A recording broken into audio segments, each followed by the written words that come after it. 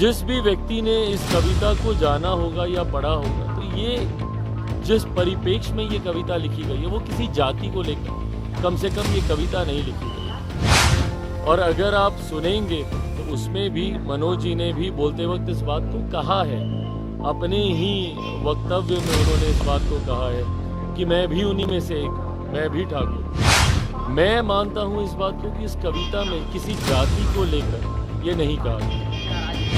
इसको जिस परिप्रेक्ष्य में या जिस दिशा में इस पूरी बहस को लेकर जाया जा रहा है, मुझे लगता है वो भी कहीं से उचित नहीं। हैविंग सेड दैट, जिस कविता का आप जिक्र कर रहे हैं, जो कविता उन्होंने पढ़ी है, भाई ये कविता आज की नहीं है, लंबे समय से। और इस कविता का हम लोग स्कूल में सप्रसंग व्याख्या हम लोग करते थे।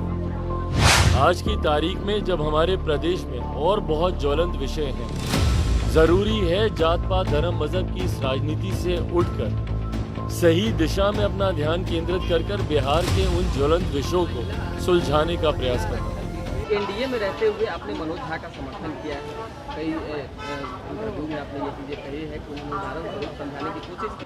भाई मैं ना किसी का समर्थन कर रहा हूँ, और बल्कि जिस पार्टी से वो आते हैं वो जातियों की पार्टी करने के लिए वो मानी ही गई है। वो पार्टी समाज को बांटकर, समाज में भेदभाव उत्पन्न कर उसका राजनीतिक लाभ लेना, MY समीकरण बनाना, अगड़ा पिछड़ा की लड़ाई करवाना। और मैं कभी भी जात पात धर्म मजहब की राजनीति का मैं समर्थक नहीं रहा हूँ। हैविंग सेड दैट, जिस कविता का आप जिक्र कर रहे हैं, जो कविता उन्होंने पढ़ी है, भाई ये कविता आज की नहीं है, लंबे समय से। और इस कविता का हम लोग स्कूल में सप्रसंग व्याख्या हम लोग करते थे।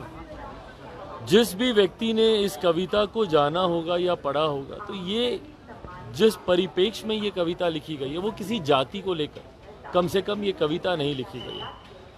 और अगर आप सुनेंगे तो उसमें भी मनोज जी ने भी बोलते वक्त इस बात को कहा है, अपने ही वक्तव्य में उन्होंने इस बात को कहा है कि मैं भी उन्हीं में से एक हूँ, मैं भी ठाकुर।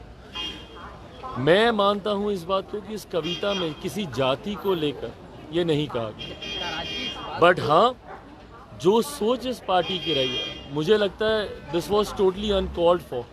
इसकी ज़रूरत नहीं थी ऐसी किसी कविता को पढ़कर इस तरीके के मतभेद को उत्पन्न करने की। बट हाँ, इसको जिस परिप्रेक्ष्य में या जिस दिशा में इस पूरी बहस को लेकर जाया जा रहा है, मुझे लगता है वो भी कहीं से उचित नहीं है।